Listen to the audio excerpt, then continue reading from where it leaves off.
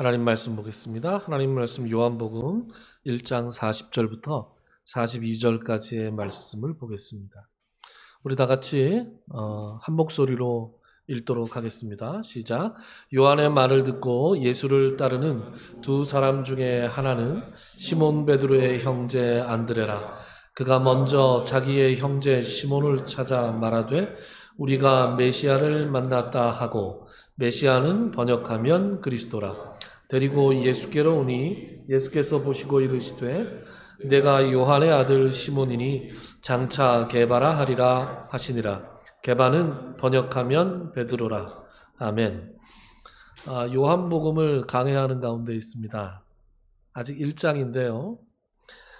지난 시간에 본문도 40절부터 42절까지의 말씀이었습니다만, 지난 시간에는 앞부분에 나오는 안드레라고 하는 사람에 대해서 우리가 살펴보는 시간을 가졌습니다. 안드레는 소개하는 사람이었다, 그런 얘기를 했습니다. 안드레는 베드로를 예수님께 소개했고, 또 도시락을 싸가지고 왔던 보리떡 5개와 물고기 2마리를 도시락으로 쌓아왔던 그 아이를 예수님에게 소개했고, 또 6월절 전날에 6월절 만찬 직전에 예수님을 뵈러 나왔던 헬라인들을 또 예수님께 소개하는 사람이었다 그랬습니다. 주목받지 않는 일에 충실한 사람이었다라고도 했습니다. 남들이 계산을 할 때 그는 묵묵히 자기가 할 수 있는 일이 무엇인가 생각하고 그 일을 찾아서 하는 사람이었다. 그래서 다른 사람들이 주목받느라고 놓치는 일, 계산을 하느라고 놓치는 일에 연연하지 않고 자기의 일을 감당하는 사람이었다. 그래서 그는 하나님이 기뻐하시는 삶을 살 수 있었다 라는 말씀을 드렸습니다. 오늘은 그가 예수님께 소개했던 그의 형제 베드로, 아마도 베드로가 형이고 안드레가 동생이지 않았을까라는 짐작을 해보는데, 어쨌든 베드로에 대해서 살펴보고자 합니다. 여러분, 베드로와 바울, 이 두 분의 사도들 중에서 여러분들은 어떤 사도를 더 좋아하십니까? 없어요? 아무도 안 좋아합니까? 둘 중에 하나 고르라면 누가 더 좋으세요? 네, 항상 무슨 질문을 하면 나는 절대로 답을 말해주지 않겠다, 이런 각오로 왜 답을 말하면 그 다음에 또 한마디 시키더라, 뭐 이런 트라우마가 있어서 그러신지 모르겠지만, 뭐 그렇지 않습니다. 그냥 뭐 아무나 좋아해도 상관없습니다. 개인의 취향이니까. 근데 이제 바울은 개인적으로 좀 현실감이 없는 사람이다, 이런 생각이 가끔 들어요. 제 고등학교 1년 선배 중에서 천재가 하나 있습니다. 천재. 뭐 고등학교 때 내내 전교 1등을 했고, 왜 이런 사람들 있잖아요. 뭐 공부가 제일 쉬웠어요, 뭐 이런 사람들이 있잖아요. 그런 사람 중에 하나였습니다. 이과 출신이라 고등학교를 졸업하고 서울대 물리학과를 갔어요. 서울대 물리학과는 당시에 제일 공부 잘하는 사람들이 가는 곳이었습니다. 지금은 서울대 의대를 갔겠죠. 그런 정도의 실력이었습니다. 만남이 많지는 않았지만 뭐 꽤 친하게 만나면 친하게 이야기를 나누던 선배였어요. 그러다가 제가 신학교 1학년이 되었을 때 인하대학교 도서관에 갔다가 그 형을 봤습니다.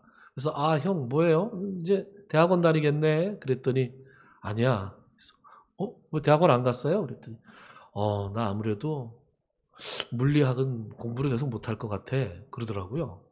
그래서 아니 왜요? 그랬더니 나 머리가 안 따라줘서 못해.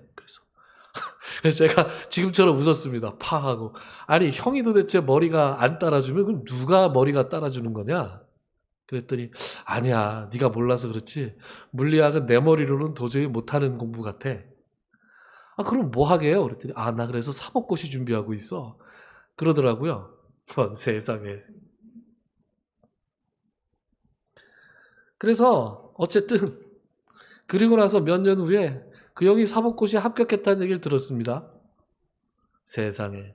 서울대 이공계 이과의 물리학을 공부하다가 갑자기 진로를 바꿔서 사법고시를 전공했는데, 사법고시를 준비했는데 사법고시도 또 떡 붙어서 이제 변호사 생활을 하고 있다는 얘기를 들었어요. 그래서 이 설교 준비하면서 그 형 생각이 나길래 찾아봤습니다. 변호사 하면 보통 나오잖아요.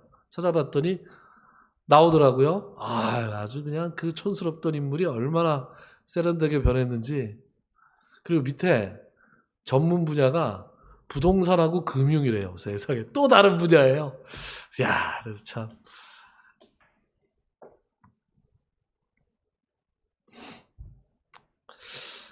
이런 사람들이 좀 있죠. 방송에 나오는 사람들 보면 정말 스펙이 화려한 사람들이 많지 않습니까? 뭐 세계 고시 세 가지를 다 붙었다, 뭐 이런 사람도 있고, 뭐 의대 출신인데 지금 변호사 하고 있다, 뭐 이런 사람도 있고, 뭐 그러니까 방송에 나오겠죠. 그렇게 잘난 분들을 보면 야, 대단하다 이런 생각은 드는데 뭔가 나하고는 다른 종족인 것처럼 느껴지지 않습니까? 그래서 이 뭐 훌륭하긴 한데 뭐 내가 이렇게 모델로 삼고 살아갈 수 있는 사람 같지는 않다, 그런 생각이 드는 게 사실입니다. 성경을 읽다 보면 바울이 그런 사람인 것 같다라는 생각이 들어요. 바울은 말이죠, 일단 어떤 목표가 정해지면 좌고우면하지 않고 정말 그 길만을 향해서 달려가는 사람 아니었습니까? 그래서 뭐 출신 가문도 훌륭했는데 뭐 출신 가문이야 자기가 노력해서 얻은 것이 아니니까. 그런데 그가 율법 공부를 하기 시작했을 때 누구보다도 열심히 율법 공부를 하고 그 율법을 지키는 일에 있어서도 대단히 열심히였습니다. 그래서 그는 바리새파 유대인이었고 또 가말리엘이라고 하는 유명한 선생님 밑에서 공부를 했고, 또 성경에 직접적인 기록은 없지만 이런저런 간접적인 증거를 봤을 때 산헤드린 공회의 공회원이었을 것이다, 그런 얘기도 사람들이 합니다. 결정적으로 예수님이 부활 승천하신 다음에 일어나게 된 그 예수를 믿는 이단 종파, 그죠? 유대교의 입장에서는 이단 종파였잖아요. 그 이단 종파를 박해하는 일에 가장 앞장섰던 그런 사람이었습니다. 누구보다도 열심을 내서 스데반의 처형에 있어서 가장 핵심적인 역할을 했던 사람이 바로 사울이라고 하는 청년이었습니다. 그래서 훗날 이 시절을 사도 바울이 돌아보면서 자기가 율법의 의로는 흠이 없는 사람이었다, 그렇게 얘기합니다. 대단한 자신감이죠. 그리고 그 모든 것이 잘못된 방향을 가지고 있었을 뿐 하나님을 향한 열심이었다라고도 고백하고 있었습니다. 그러더니 기독교인을 박해하는 이 스데반을 죽인 후에 내친김에 사방으로 흩어진 이스라엘 예수를 믿는 사람들을 잡아서 족치기 위해서 그가 대제사장의 공문을 받아가지고 다메섹으로 가는 길에 극적으로 예수 그리스도를 만나죠. 그리고 그때 그의 삶이 180도 바뀝니다. 예수를 누구보다도 앞장서서 박해했던 사람이 그 이후로는 누구보다도 앞장서서 예수 그리스도를 하나님의 아들로 증거하는 사람으로 변화했습니다. 그리고 그 일을 하는 데 있어서도 한눈 팔지 않고 좌고우면하지 않고 자기 일신상의 유익함을 추구하지 않고 올인하는 그런 삶을 살았다. 그리고 실수도 거의 하지 않았다. 제가 거의 하지 않았다 그랬는데 거의 하지 않았다는 얘기는 하긴 했다 이거죠. 바울이 어떤 실수를 했나요? 제 생각에는 하나님을 향한 열심, 복음 증거에 대한 열심이 너무 특심하다 보니까 주변에 있는 인간관계를 좀 잘 못했어요. 그래서 그 사람 좋은 바나바하고도 싸우고, 그죠? 베드로하고도 또 대판하고, 또 이 사람 저 사람하고 좀 이렇게 성깔이 좀 있었던 것 같아요. 네, 그래서 좀 문제가 주변 인물들과 좀 부딪히는 일은 있었습니다만 그것도 바울이 슬슬 노년으로 가면서 다 회복하는 그런 역사가 있었습니다.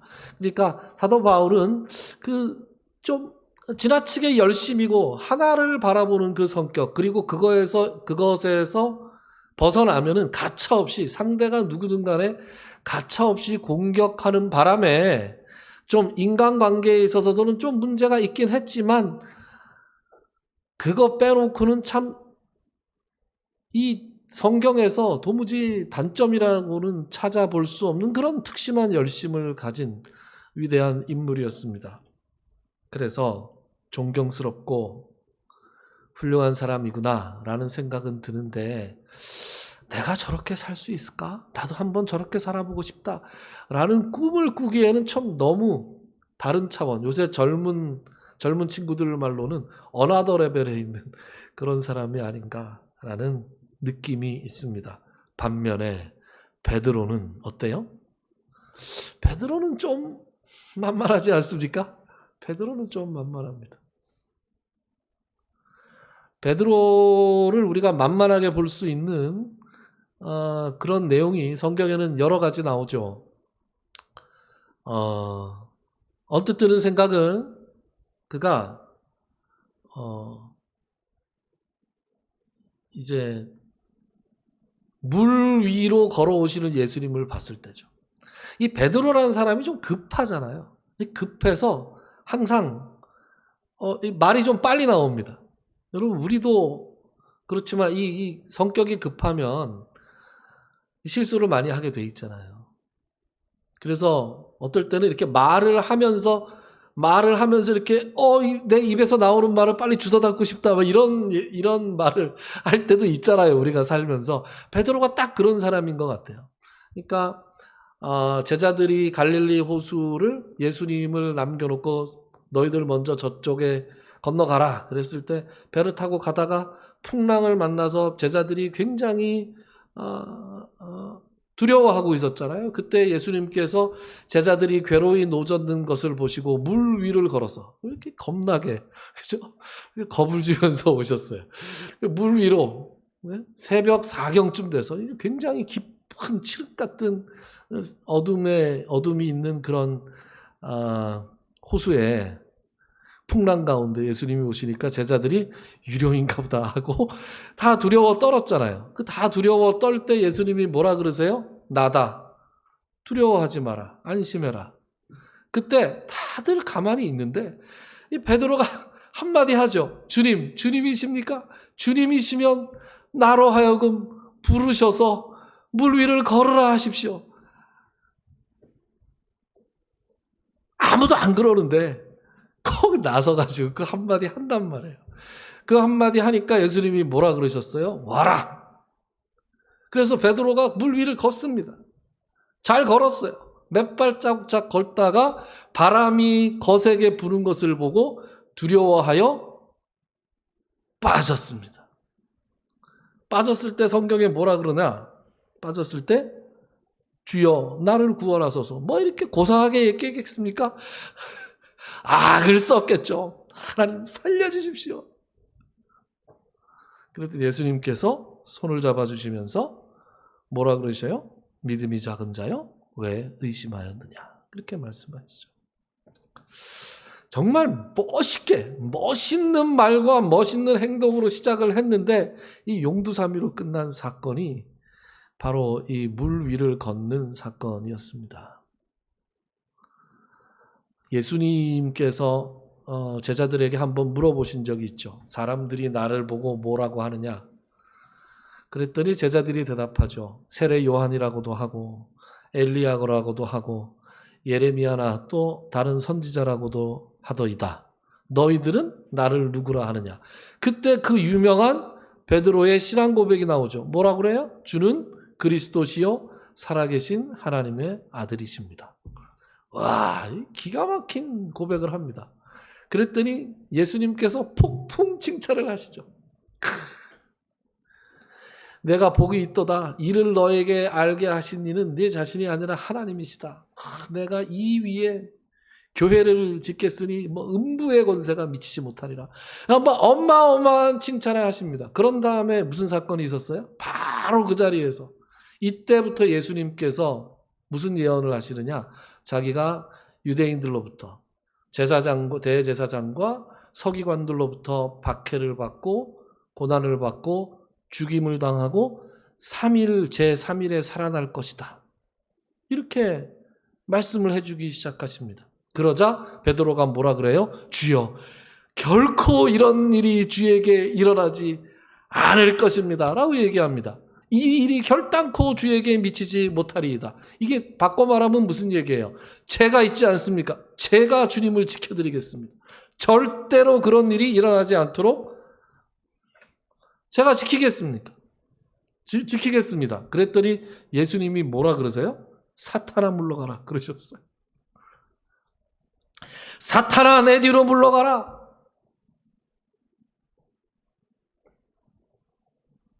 내가 하나님의 일을 생각하지 않고 도리어 사람의 일을 생각하는도다. 그러니까 기독교 역사상 최고의 찬사와 최고의 칭찬을 받은 그날에 바로 기독교 역사상 최악의 야단을 맞은 이 두 가지 사건을 동시에 경험한 베드로였다. 좀 사람이 말을 할 때 진중하게 좀 생각 좀 해보고 이렇게 얘기를 해야 되는데 그 입에서 이렇게 나오는 대로 얘기를 하면 베드로 같은 이런 실수를 범하게 된다 이거죠. 그리고 결정적으로 베드로에게 어떤 사건이 있었습니까? 이런 사건이 있었죠. 마태복음 26장을 이제 한번 찾아보겠습니다. 마태복음 26장 앞에 나오니까요. 앞에 보시면 되겠습니다. 마태복음 26장 31절부터 35절까지를 우리 한 목소리로 같이 읽어주시겠어요? 시작. 그때에 예수께서 제자들에게 이르시되 오늘 밤에 너희가 다 나를 버리리라. 기록된 바 내가 목자를 치리니 양의 떼가 흩어지리라 하였느니라. 그러나 내가 살아난 후에 너희보다 먼저 갈릴리로 가리라. 베드로가 대답하여 이르되 모두 주를 버릴지라도 나는 결코 버리지 않겠나이다. 예수께서 이르시되 내가 진실로 내게 이르노니 오늘 밤 닭 울기 전에 내가 3번 나를 부인하리라. 베드로가 이르되 내가 주와 함께 죽을지언정 주를 부인하지 않겠나이다 하고 모든 제자도 그와 같이 말하니라. 아멘. 예수님께서 잡히시기 전날 밤에 6월절 만찬을 제자들과 함께 하실 때에 마지막에 이런 말씀을 하시죠. 그러니까 겟세마네 동산에 기도하라고 가시기 전에 이 대화가 지금 나오는 거예요. 그러면서 오늘 밤에 너희가 다 나를 버릴 것이다. 내가 목자를 치리니 양의 떼가 흩어지리라 라고 기록되어 있다. 그랬더니 33절 베드로가 뭐라고 호언장담을 해요? 다 주를 버릴지라도 나는 결코 버리지 않겠습니다. 35절 내가 주와 함께 죽을지언정 주를 부인하지 않겠나이다. 여러분 누가복음 22장에는 이 부분에서 어떻게 나오냐? 누가복음 보면 주여 내가 주와 함께 오게도 가고 죽는 데에도 가기를 각오했습니다. 이렇게 이야기합니다. 그러나 슬프게도 우리는 다 알고 있죠. 그 이후에 어떤 사건이 어떻게 전개됐습니까? 이 호언장담의 끝이 어떠했었는지. 3번째 부인할 때 베드로는 그가 저주하며 맹세하여 이르되 나는 그 사람을 알지 못하노라 이랬습니다. 여러분 저주하며 맹세하며 뭐라고 얘기했어요? 처음에 한번 이 사람 예수하고 같이 있던 것 같은데 그랬더니 무슨 얘기하고 계세요 지금? 아니 지금 나 그 사람이 아니라니까요. 마지막에는 저주까지 했어요. 이게 어떤 장면입니까? 내가 그 사람을 알면 하나님께서 나에게 벌을 내리실 것이다. 이렇게 얘기한 거예요. 내가 성을 간다. 뭐 이런 얘기죠.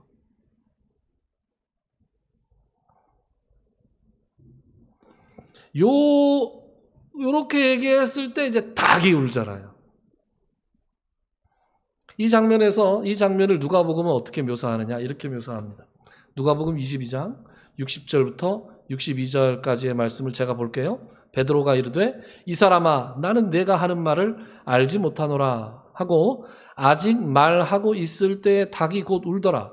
주께서 돌이켜 베드로를 보시니 베드로가 주의 말씀 곧 오늘 닭 울기 전에 내가 3번 나를 부인하리라 하심이 생각나서 밖에 나가서 심히 통곡하느라. 3번째 부인했을 때 저주와 맹세를 섞어서 부인했을 때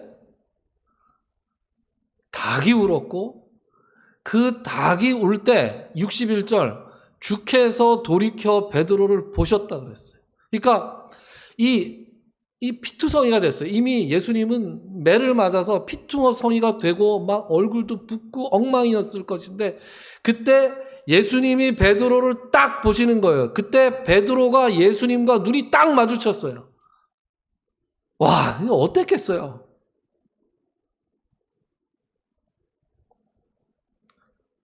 그 길로 밖으로 나가서 통곡을 했는데 이 장면은 정말 생각하고 상상하기만 해도 가슴이 먹먹해지는 그런 장면이 아닐 수 없습니다. 예수님께서 부활하시고 승천하시고 오순절 마가 다락방에서 성령을 받고, 그죠? 베드로는 완전히 딴 사람이 됐죠. 담대하게 예수님을 전하고 죽음도 두려워하지 않고, 그리고 마지막에는 전승에 의하면 베드로가 마지막에 로마에서 십자가에 거꾸로 매달려서 순교를 했다. 그렇게 전해지잖아요. 왜 거꾸로 매달렸냐? 예수님과 똑같이 내가 똑바로 달려서 죽을 수는 없다. 그래서 예수님과는 다르게 내가 예수 그리스도의 종인데 어떻게 예수 그리스도와 똑같이 십자가에 매달릴 수 있느냐. 그러면서 거꾸로 매달려서 순교했다. 그렇게 전혀 다른 사람으로 변화된 베드로였지만 그 이전에 인간적인 모습의 베드로는 감당할 수 없는 호언장담과 그 뒷감당을 하지 못하는 그 실패를 반복해서 맛보는 그런 사람이었습니다. 그리고 어쩌면 이런 일들이, 이런 성격이 우리들로 하여금 베드로가 남처럼 느껴지지 않는, 뭔가 그를 오히려 인간적으로 친숙하게 느껴지게 만드는 이유가 아닐까, 그런 생각을 해보게 됩니다. 그런데 말이죠. 오늘 본문에서 예수님과 베드로가 처음 만나고 있지 않습니까? 처음 만날 때 예수님께서는 베드로에게 뭐라고 말씀하세요? 내가 요한의 아들 시몬이니 장차 게바라 하리라. 이게 뭐라 그러는 거예요? 안드레, 형이야. 이름이 뭐야? 시몬이야. 아버지는 요한이야. 앞으로는 게바라고 하자. 이렇게 말씀하신 거예요. 게바는 번역하면 베드로라. 게바라는 말은 아람어입니다. 아랍어가 아니라 아람어예요. 예수님 당시에 유대인들이 사용하던 언어는 아람어였습니다. 아람어가 공식적인 언어였는데, 아니 도대체 아람어가 왜 그 당시에 유대인들의 언어였어? 그것은 바벨론의 포로로 잡혀갔었잖아요. 이스라엘 백성들이. 그래서 바벨론의 언어가 아람어였죠. 그래서 거기에서 포로 생활을 하는 동안 이들이 자기 모국어를 많이 잃어버렸습니다. 그래서 히브리어와 아람어가 섞인 그런 주로 아람어를 셈족의 언어인 아람어를 사용했고, 그래서 달리다쿰이라든가 뭐 엘리 엘리 라마 사박단이라든가 이런 것이 다 아람어입니다. 랍비도 아람어고요. 그래서 물론 히브리어의 영향도 간직하고 있는 아람어였지만 오늘날 아람 그러면 오늘날의 시리아인데 시리아가 다 아람 족속은 또 아니에요. 그래서 지금 그 동네 있잖아요.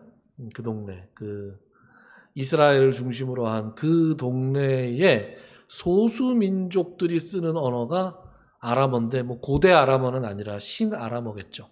그래서 번역하면 베드로라 할 때 이 베드로는 헬라어고 게바는 아람어죠. 어쨌든 반석이라는 뜻을 가진 이름으로 앞으로는 게바라고 하자. 그렇게 예수님이 말씀하시죠.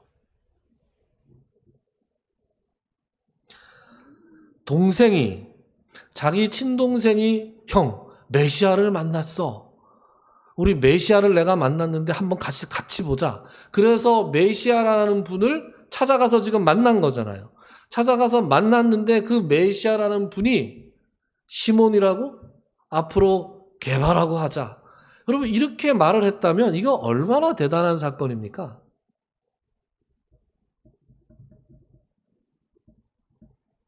저는 예수를 처음 믿었을 때 참 처음이 언제인지 모르겠는데 제 입장에서 예수님을 처음 영접했을 때 예수원이라는 곳이었어요. 예수원에서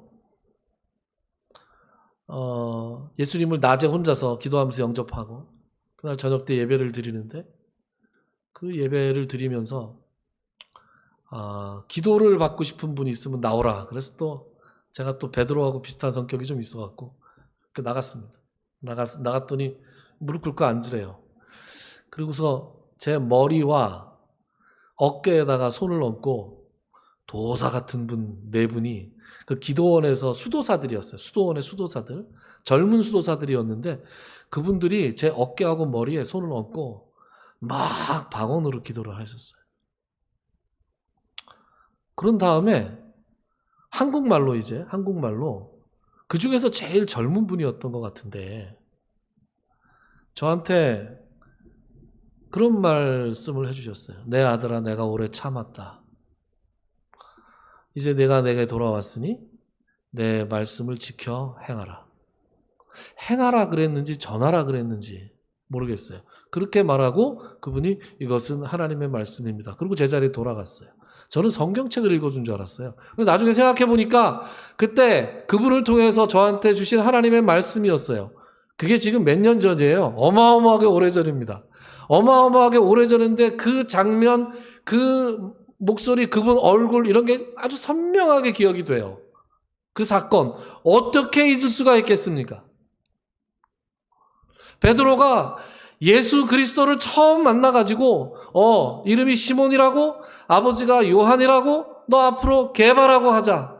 게바라는 이름을 만나자마자 앞뒤에 아무 얘기도 없어요. 그 말씀을 하나님이 딱 주셨어요. 예수님이 딱 주셨을 때 그 이름이 얼마나 그 가슴에 꽂혀 있었겠습니까? 여러분 이 대화가 지금 일어나고 있는 곳은 요단강 건너편 베다니라고 하는 곳입니다. 여러분 성경에는 베다니가 두 군데 나오는데요. 하나는 예루살렘 근처에 있는 베다니가 있습니다. 나사로가 살던 곳, 죽은 나사로가 살던 동네 베다니가 있고요. 그리고 이 베다니는 정확한 위치를 학자들이 잘 못 찾는데 대체로 사해 북쪽. 제가 오늘 지도를 준비를 못했네요. 여러분 갈릴리 호수가 북쪽에 있어요. 이스라엘이 이렇게 고구마처럼 생겼습니다. 고구마처럼 길다랗게 생겼어요. 그리고 정중앙보다 조금 오른쪽으로, 그러니까 예루살렘 있는 쪽이 조금 더 넓고요. 요단강이 쭉 이스라엘을 이렇게 나누고 있습니다. 그리고 갈릴리 남쪽에서 시작해서 사해 북쪽으로 이어지는 강이 요단강이에요. 그리고 머릿속으로 그려지시죠? 그 갈릴리 호수부터 사해까지 직선거리로 한 65km쯤 된다 그래요. 구불구불해서 100km가 넘기는 한데 실제 강 길이는 직선거리로 65km 정도입니다. 그러니까 제법 긴 강이죠. 그런데 예수님과 베드로는 갈릴리 출신들이잖아요. 그리고 지금 이 세례 요한이 세례를 베풀어서 이 지금 대화가 이루어지고 있는 요한복음 1장의 베드로와 안드레와 예수님이 만나는 곳은 사해에 아주 가까운 갈릴리에서 멀리 떨어진 요단강 건너편이었단 말이에요. 그리고 이 사건이 있은 다음에 이때부터 예수님을 바로 따른 것 같진 않아요. 각자 갈릴리로 돌아갔습니다. 베드로와 안드레가 갈릴리로 돌아가서 뭐 했겠어요? 물고기 잡았겠죠. 어부들이니까. 예수님은 그 후에 갈릴리 가나의 혼인잔치 들려서 그 다음에 갈릴리 바다에 가서 이 사람들 안드레와 베드로가 물고기 잡고 있는 장면을 보신 거예요. 그때 베드로를 보고 나를 따르라 그러셨죠. 그 간격이, 그러니까 처음 예수님과 베드로가 만났던 때와 지금 오늘 본문, 그리고 나중에 갈릴리 바다에서 다시 만났을 때의 시간적인 간격이 몇 주에서 몇 달쯤 되었겠죠. 여러분, 그동안 말이죠. 그동안 베드로의 마음속에 너 앞으로는 개발하고 하자, 이 말씀이 있지 않았겠어요? 있었을 거라고 생각합니다. 그거 어떻게 잊을 수 있었겠어요? 먹고 사는 게 바쁘더라고. 먹고 사는 게 바빠서, 고기 잡느라고 바빠서, 집안일 돌보느라고 바빠서 잠깐 잊어버리고 있을 수 있었겠죠. 그런데 그 예수님이 다시 자기 눈앞에 나타났어요. 그리고 깊은 데로 가서 그물을 던져라. 그런 다음에 나를 따라라 그랬을 때 거역할 수 없는 카리스마를 느끼지 않았겠어요? 그리고 이제 개바가 되는 길을 걷기 시작한 거죠. 여러분, 오늘 제가 드릴 수 있는 말씀은 바로 그것입니다. 우리는 시몬이라고 하는 사람에게서 시몬을 봅니다. 베드로라고 하는 사람에게서는 베드로를 봅니다. 그런데 하나님의 눈에는 시몬과 베드로가 함께 보이는 거예요. 딱 볼 때 시몬의 모습, 그 어설프고 호언장담하고 뒷감당 못하고 그 성격이 급해가지고 일을 자주 그르치는 그 시몬의 모습만 보이는 게 아니라 훗날 성령 충만한 가운데 놀라운 일들을 감당하는 베드로의 모습, 예수님께서 교회를 그 위에 세우겠다라고 얘기하시는 그 반석, 베드로, 그 반석의 모습을 하나님께서 동시에 보고 계시는 거죠. 여러분, 하나님은 우리를 이 땅에 보내실 때 말이죠. 어떤 계획과 목적과 사명을 가지고 우리를 이 땅에 보내셨습니다. 정말 아무것도 없이 그냥 던져놓으셨을 것 같아요? 하나님이 그렇게 우리를 던져놓으셨을 리가 없잖아요. 하나님께서 베드로를 이 땅에 보내실 때, 시몬을 보내실 때 갈릴리에서 물고기를 잡는 어부로 시작하게 하셨지만 장차 그를 사람을 낚는 어부로 만드실 계획과 목적을 가지고 베드로의 삶을 인도하셨다고요. 여러분, 사도 바울이 살기가 등등해서 다메섹으로 그리스도인들을 잡으러 갔을 때 예수님이 태양보다도 밝은 빛으로 나타나셔서 바울의 눈이 멀지 않았습니까? 그래서 바울이 자기도 알지 못하는 집에 가서 누워서 그저 자기를 구원해달라고, 눈이 먼 상태에서 자기를 구원해달라고 하나님 앞에 기도하고 있을 때 하나님께서는 아나니아라고 하는 사람을 사용하시죠. 예수님께서. 아나니아에게 너 가면 직가였나요? 네. 직가라고 하는 사람 집에 5 사울이라는 사람이 지금 누워서 기도하고 있는데 너 그 사람한테 가서 안수를 해서 성령 받게 해라.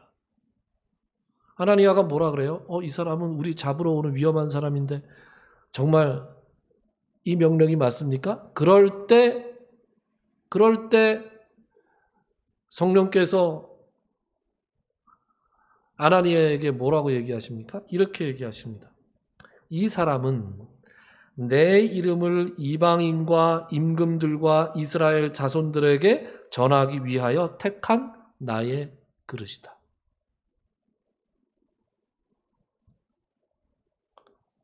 하나님께서는 바울을 세상에 보내실 때